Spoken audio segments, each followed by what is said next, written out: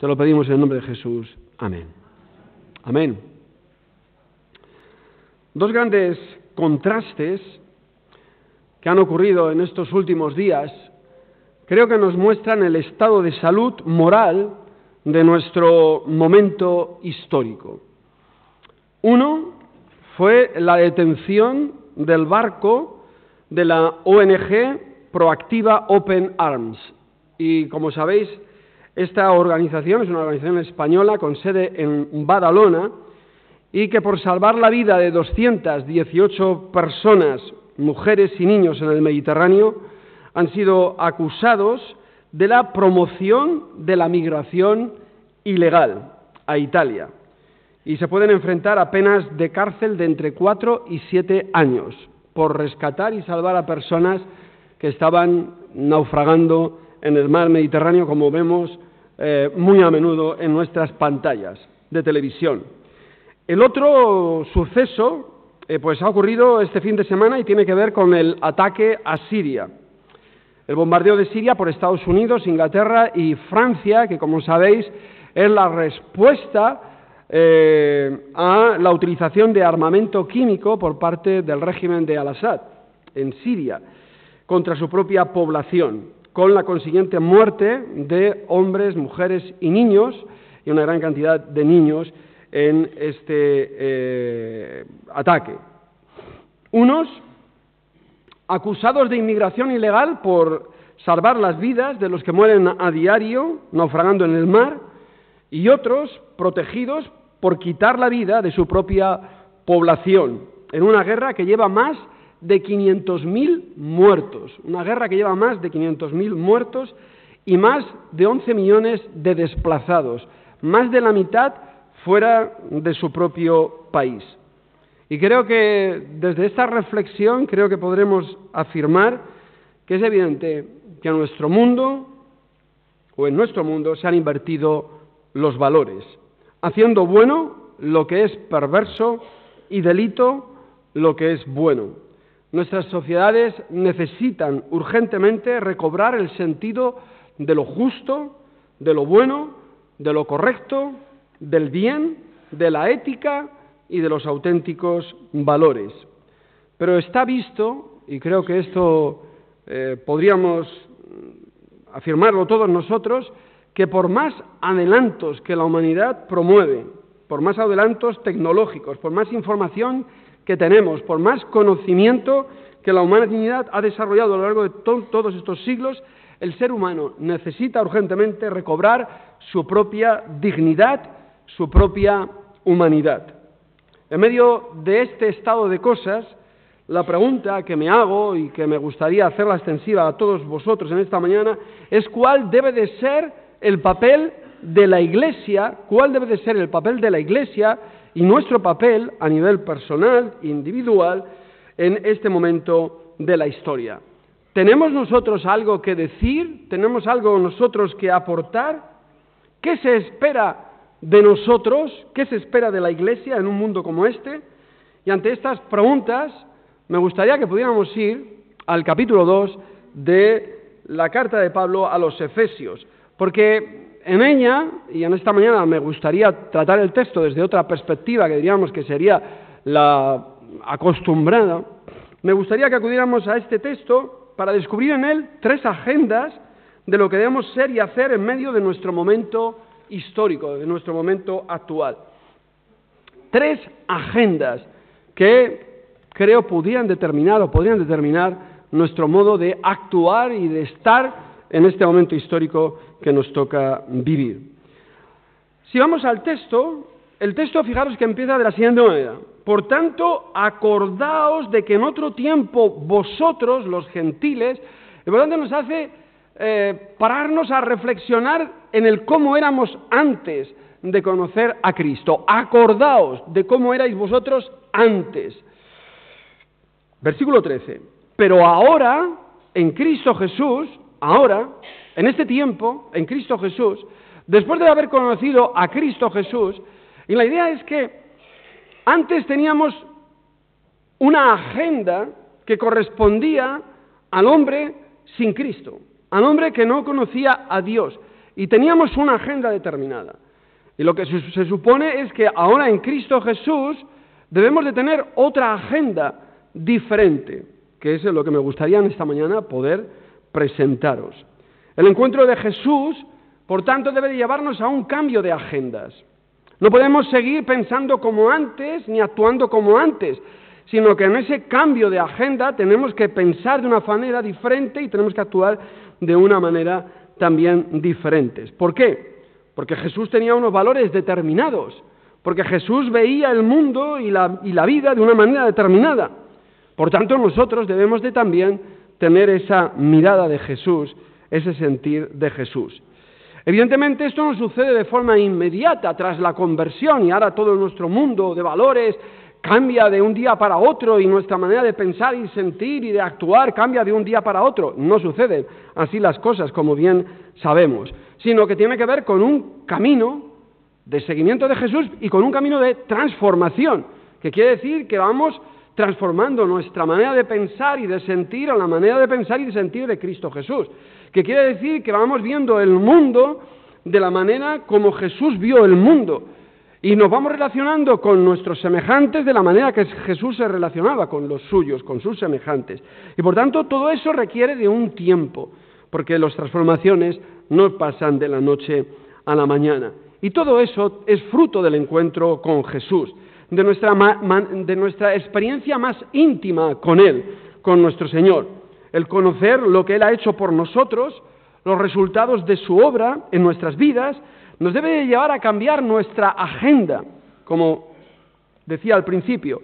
Lo que Él vino a hacer, lo que Él consiguió para cada uno de nosotros y para todos nosotros, eso nos debe de cambiar, de hacer diferentes. Y ahora, por tanto, nos toca vivir conforme a lo que Jesús ha conseguido para nosotros y hacer de su agenda, de la agenda de Jesús, la nuestra propia. Y por tanto os decía que en esta mañana me gustaría presentaros estas tres agendas que creo que vemos en la persona y el ministerio de Jesús y en la misión de Jesús y hacerlas nuestras, a nivel personal y a nivel comunitario. Mirad, creo que la primera agenda que se desprende de la vida y la obra de Jesús, según el texto, evidentemente, había muchas más cosas que decir, pero según el texto y la aproximación que me gustaría hacer en esta mañana, la primera agenda que vemos que se desprende de la vida y obra de Jesús es la agenda de la paz. La agenda de la paz. Mira, en los versículos del 11 al 15 y al 17 se mencionan en estos textos por 3 veces la palabra paz. Y lo primero que se enfatiza es el hecho de que Jesús ha hecho la paz. Si vamos al texto, dice, después del versículo 11, dice en aquel versículo 12, en aquel tiempo estabais sin Cristo, alejados de la ciudadanía de Israel y alejados de los pactos de la promesa, sin esperanza y sin Dios en el mundo, pero ahora en Cristo Jesús, vosotros los que en otro tiempo estabais lejos, habéis sido hechos cercanos por la sangre de Cristo, porque Él es nuestra paz. Porque Jesús es nuestra paz, que de ambos pueblos hizo uno, derribando la pared intermedia de separación. Por lo tanto, Él es nuestra paz. Pero ¿qué ha conseguido Jesús? ¿En qué sentido Él es nuestra paz? Bueno, podríamos decir que Él es nuestra paz con Dios. Evidentemente, justificados por la fe, tenemos paz para con Dios. Bueno, de aquí ya partimos. Pero hay algo significativo que es lo que quiero traer a vuestra colación, a vuestra consideración en esta mañana, que es el hecho de la afirmación que dice que Él es nuestra paz porque ha hecho de los dos pueblos de separación uno, derribando esa pared intermedia que había entre los dos pueblos. ¿Cuáles son los dos pueblos? Evidentemente Israel y el resto de la humanidad, los gentiles, el resto de la humanidad. La obra de Jesús ha derribado el muro de separación. Quiere decir que Él es nuestra paz porque ha hecho de los dos pueblos uno solo. Él ha derribado muros de separación. Él ha derribado lo que nos separa a los hombres. En el versículo 15, al final, dice que para crear en sí mismo de los dos un solo y nuevo hombre haciendo la paz. Jesús ha hecho la paz entre los hombres. Él ha hecho la paz entre los que estaban separados, entre judíos y gentiles. ha hecho la unidad y la paz entre toda la humanidad. Y me gustaría que eso luego nos llevase a una reflexión en cuanto a qué implicación es todo eso. Y por tanto, el proyecto de Jesús tenía que ver, el proyecto de Jesús, la agenda de Jesús, tenía que ver en este sentido con traer la paz a la humanidad, entre los pueblos que estaban enemistados y por tanto en ese sentido establecer la paz. Hay una figura que encontramos en la muerte de Jesús, que es una figura que viene a mostrarnos precisamente ese hecho de que Jesús ha hecho la paz entre los hombres, entre nosotros, y es cuando tras la muerte de Jesús se rasga el velo de separación que había entre el lugar santo y el lugar santísimo, para mostrarnos que ahora tenemos acceso directo al Padre, que ya no hay nada que nos separe de Dios, pero el paso siguiente es que no hay nada que nos separe entre nosotros, porque Cristo Jesús ha establecido la paz entre los pueblos, la paz de la humanidad, o entre los hombres. Otro icono histórico que me venía a la mente, y podríamos ver muchos más, es precisamente cuando se derribó el muro de Berlín. Recordáis toda la historia, ¿verdad? El muro de Berlín se levanta para dividir las dos Alemanias después de la Segunda Guerra Mundial, y allí quedaron divididas familias. Y bueno, todos sabemos la tragedia de los saltos del muro de Berlín, las muertes que eso ocasionó, porque las familias estaban separadas y divididas, y cómo fue la sorpresa y la alegría que provocó aquello a nivel mundial, pero evidentemente de aquellos dos pueblos, cuando empezaron a derribar ese muro, a tirarlo, y aquello fue la fiesta del universo, ¿verdad? ¿Por qué? Porque además gráficamente se podía ver cómo se derribaba un muro que había separado a los pueblos, a las familias, por años, por décadas, el sufrimiento, la agonía y la muerte que aquello había provocado. Y aquel derrumbe de aquel muro mostraba lo que significa precisamente la paz, la reconciliación.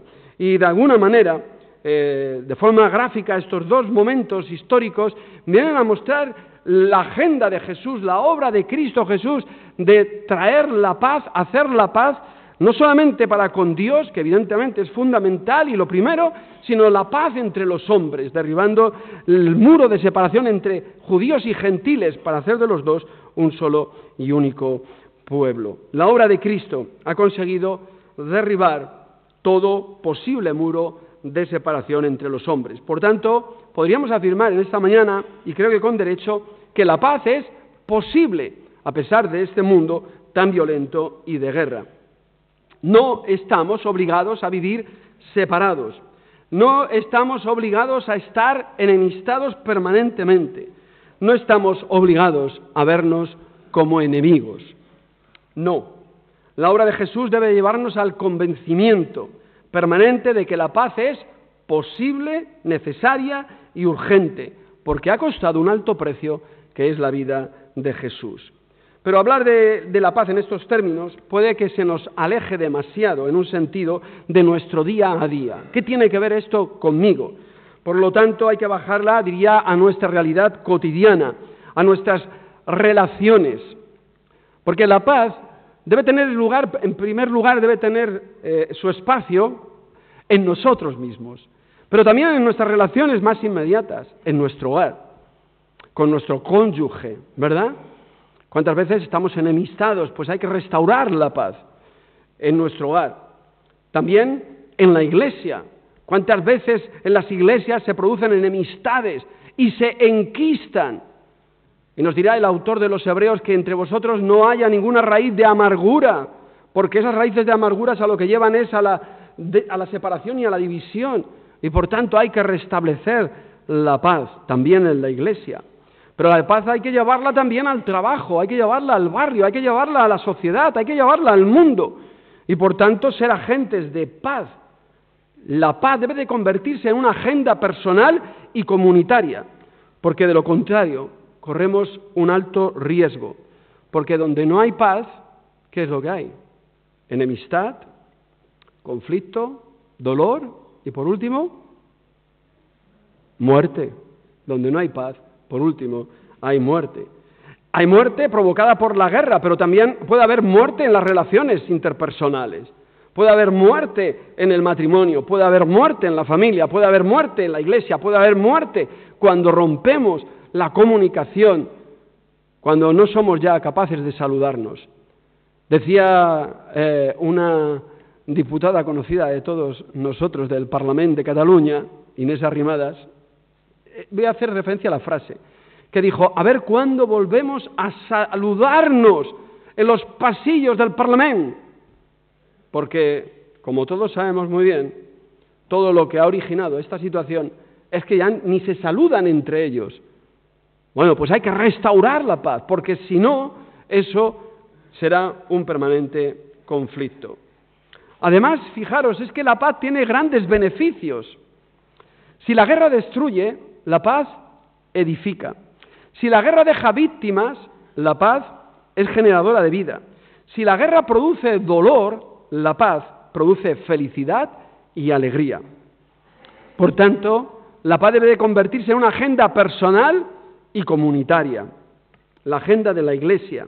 Y eso tiene que ver con una Iglesia, pasando de lo individual y personal a lo comunitario, a la Iglesia. Esto tiene que ver con una Iglesia que incorpora a su ideario el valor de la paz, como una inquietud y como un proyecto de vida de Iglesia, que se preocupa por las situaciones de violencia de nuestro mundo. Por ejemplo, la violencia de género. No podemos pasar impasibles ante lo que está aconteciendo y educarnos en la no violencia y decir a nuestros jóvenes y a nuestros adolescentes que la violencia hay que erradicarla total y absolutamente de nuestras relaciones, porque nosotros creemos en el príncipe de la paz, en el Dios de la paz, y que en el Dios que nos ha reconciliado en Cristo Jesús y ha traído paz a nuestras vidas. Y por tanto la violencia en el hogar debe de ser erradicada, debe de ser juzgada y debe de ser, en el caso que llegue, denunciada. La violencia no puede ser jamás consentida en nuestras relaciones. Y por tanto tenemos que hacer un énfasis en esa agenda porque nos compete, nos debe de preocupar, no podemos pasar de cuclillas por esta situación. La violencia en los colegios, la violencia en el trabajo, la violencia hacia la mujer, las injusticias, la desigualdad. Por tanto, eso corresponde a la agenda también de la Iglesia, porque Cristo Jesús ha hecho la paz entre nosotros, ha derribado los muros de separación y nos ha hecho a todos iguales. Y esto debe incorporarse también, por tanto, a nuestra agenda educativa de la vida de la Iglesia.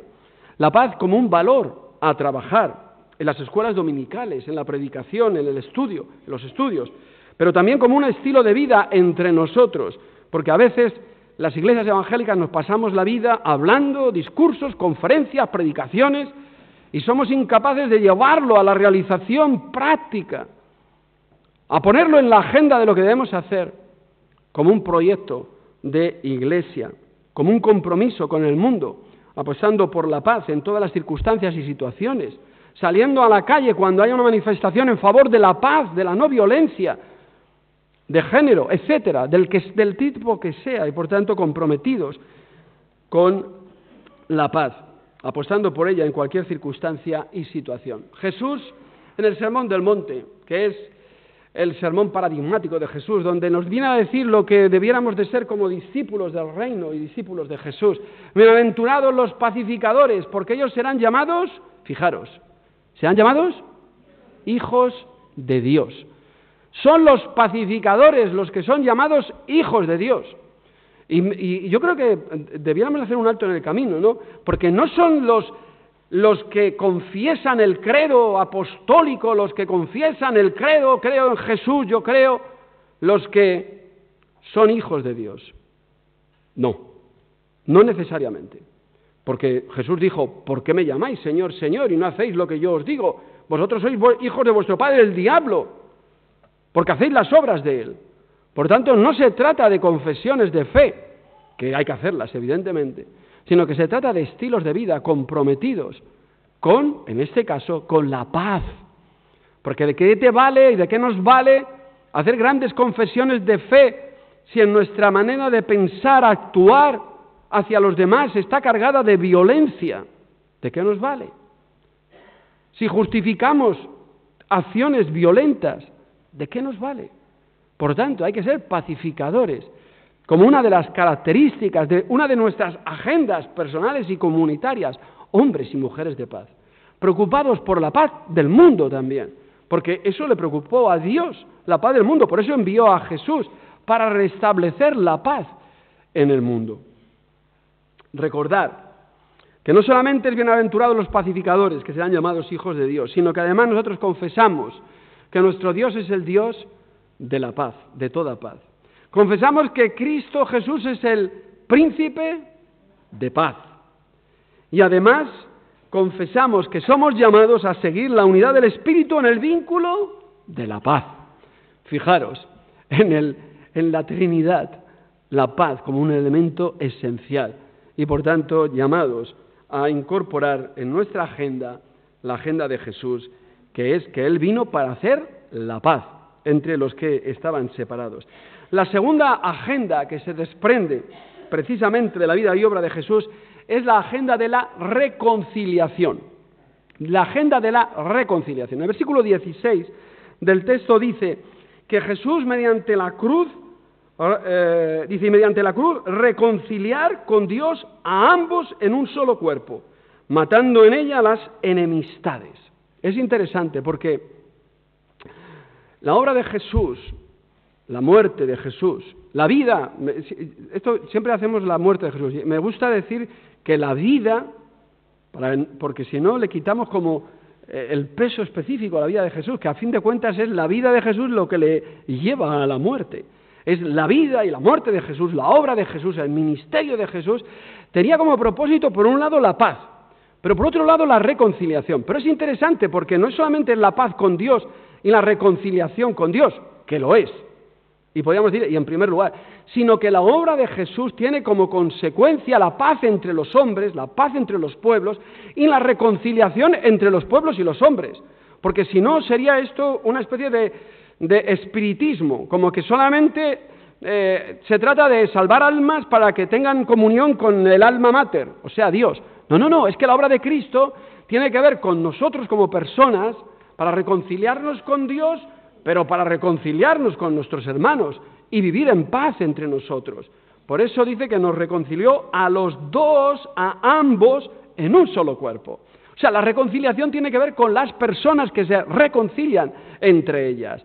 O sea que la obra de Cristo Jesús nos reconcilia con Dios, evidentemente, pero nos reconcilia entre los hombres, entre nosotros, en primer lugar, y después con los demás, y podemos avanzar en la agenda de nuestro tiempo, nos reconcilia con la naturaleza, que es creación de Dios, que nos ha sido dada para administrarla porque le pertenece a Él, y por tanto, en ese sentido, diríamos que es la plenitud de la reconciliación.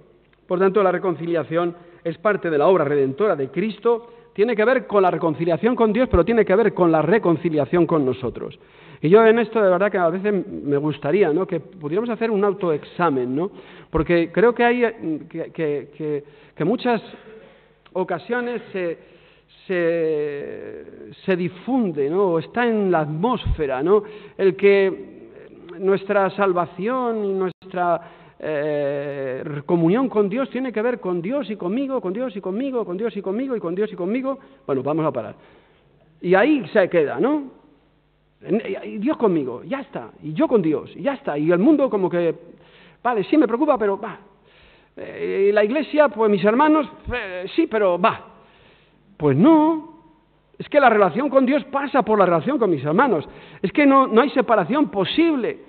Es que ¿cómo puedes decir que amas a Dios a quien no has visto si no amas a tu hermano a quien ves todos los domingos, un año y otro año? Y madre mía, qué pesado se hace el hermano. Pues te ha tocado. Como el hermano de sangre, pues te ha tocado. ¿Es con quien te ha puesto el Señor? Pues bien. Ahora di como decía un misionero amigo mío, pues me ha puesto el Señor a mi mujer para mi santificación.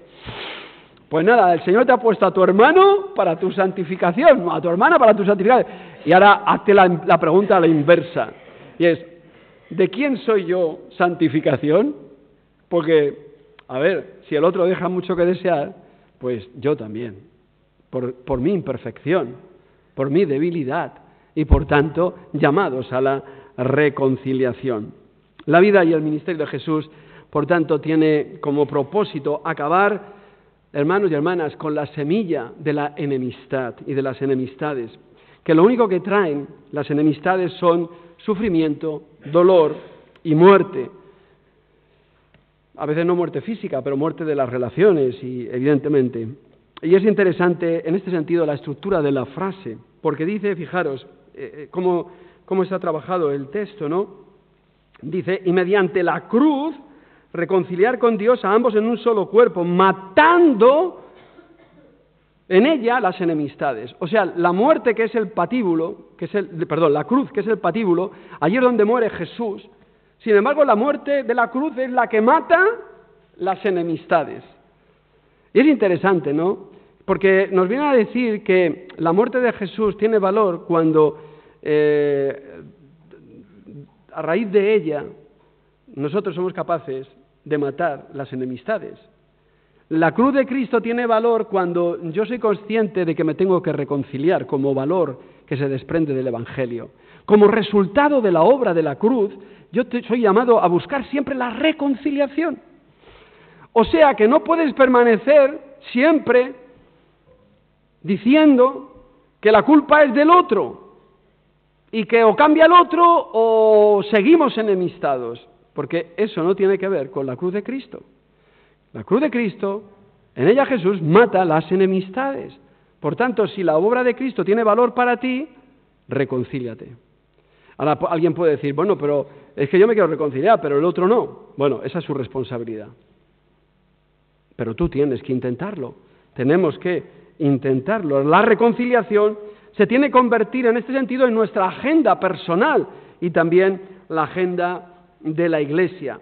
Porque la misión de Jesús, la agenda de Jesús, tuvo por objeto nuestra reconciliación. No solo con Dios, sino entre nosotros. Y por tanto, llamados a resolver nuestras enemistades. ¿Y por dónde comenzar? ¿Por dónde empieza esto? Que puede quedarse ahí como en un principio de los valores, ¿verdad? De la reconciliación, el valor de la paz, el valor de la reconciliación. Esto lo estudia la sociedad civil, lo estudian los chicos en el colegio. No nos hemos inventado nada. ¿Por dónde comienza esto que con Cristo Jesús ha conseguido para nosotros? Pues esto comienza, en primer lugar, en mi propia persona, en cada uno de nosotros, en nuestra agenda personal, que nos debe de llevar tarde o temprano, o mejor, más temprano que tarde, a resolver nuestras propias enemistades, en la medida que esté al alcance, como he dicho antes, de nuestras posibilidades y que dependa de nosotros.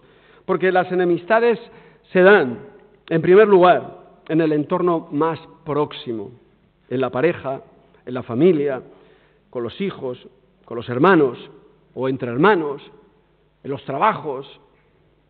Ahí se dan, en primer lugar, las enemistades. Y educarnos a resolver los conflictos y enseñar a nuestros hijos a resolver los conflictos, a reconciliarse, eso debe de estar en tu ideario como padre y como madre, para educar a tus hijos a reconciliarse entre ellos. Porque tú también te reconcilias con tu propia familia, con tus hermanos, con tus familiares. Ahí empieza la agenda de la reconciliación, en primer lugar, entre nosotros, en primera persona, ser agentes de reconciliación. Si antes hablábamos de agentes de paz, agentes de reconciliación, pero si tú te empecinas en que el problema es del otro y la culpa la tiene el otro, pues será imposible la reconciliación. Somos llamados a dar el primer paso porque somos discípulos del que dio el primer paso en la paz y en la reconciliación. Pero la reconciliación también debe de estar en la agenda de la Iglesia, de la comunidad.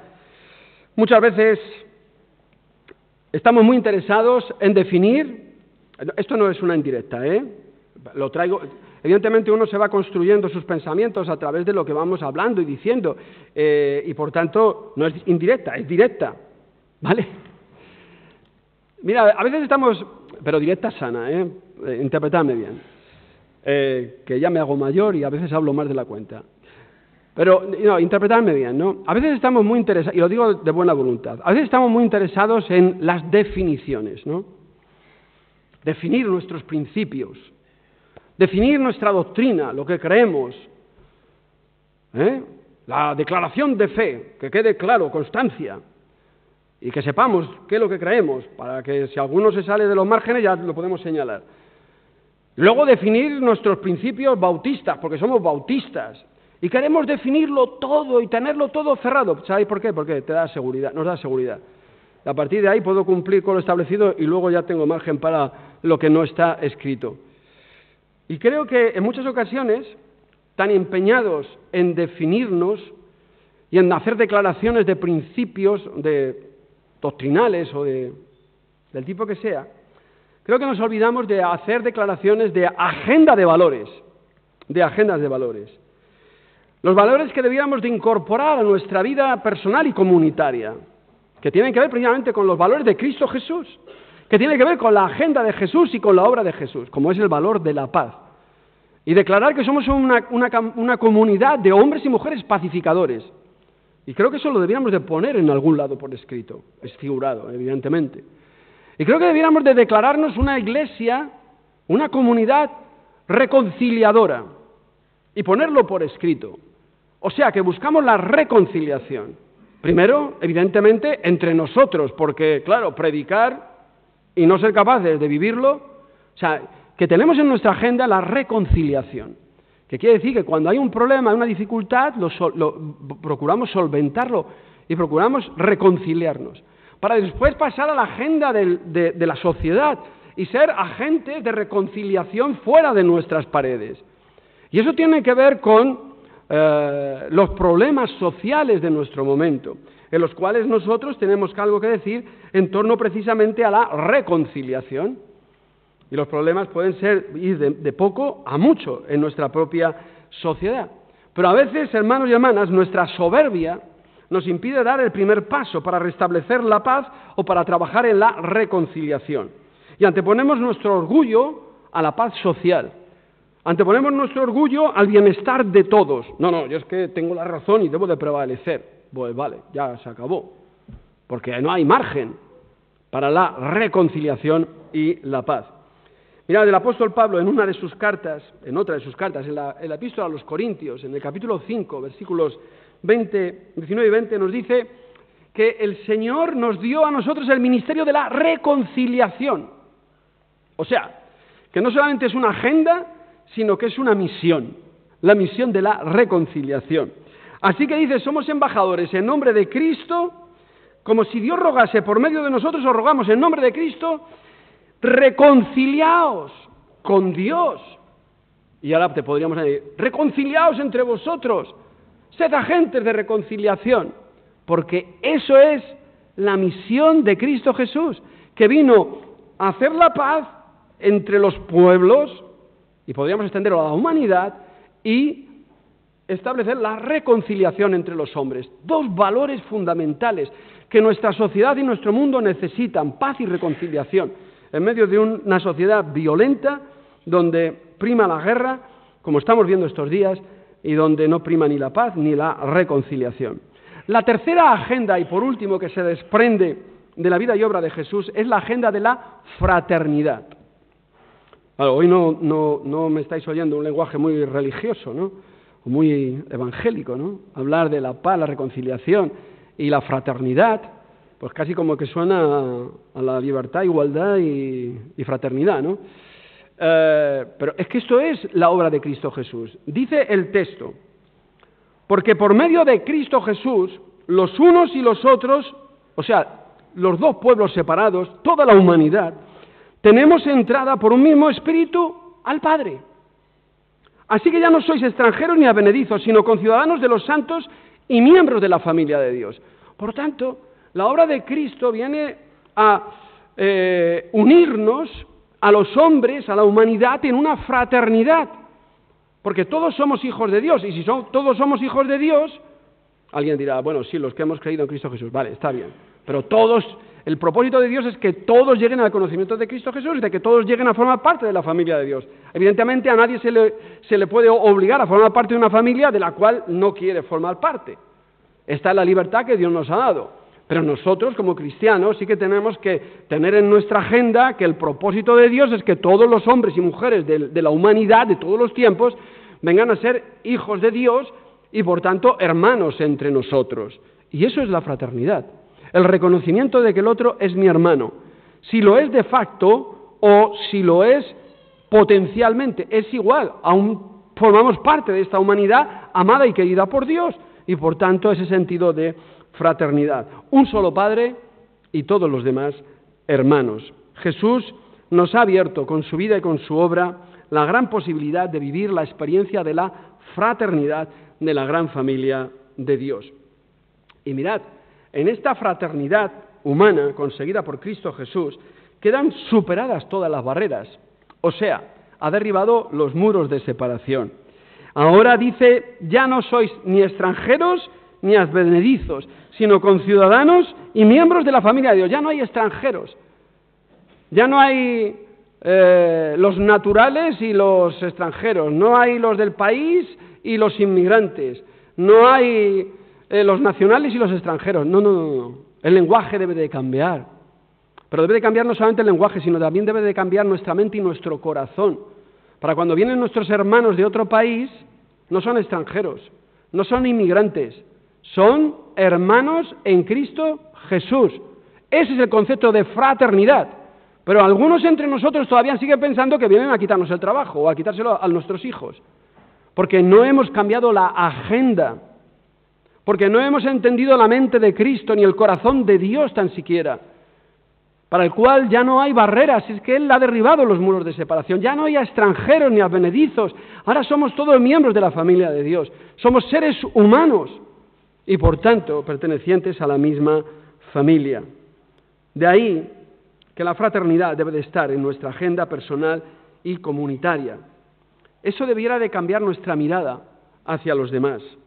Cuando por causa del color de la piel, o de la cultura, de origen, o de la etnia, o de la diferencia de género, o del estado social, nos sentimos superiores o juzgamos al otro.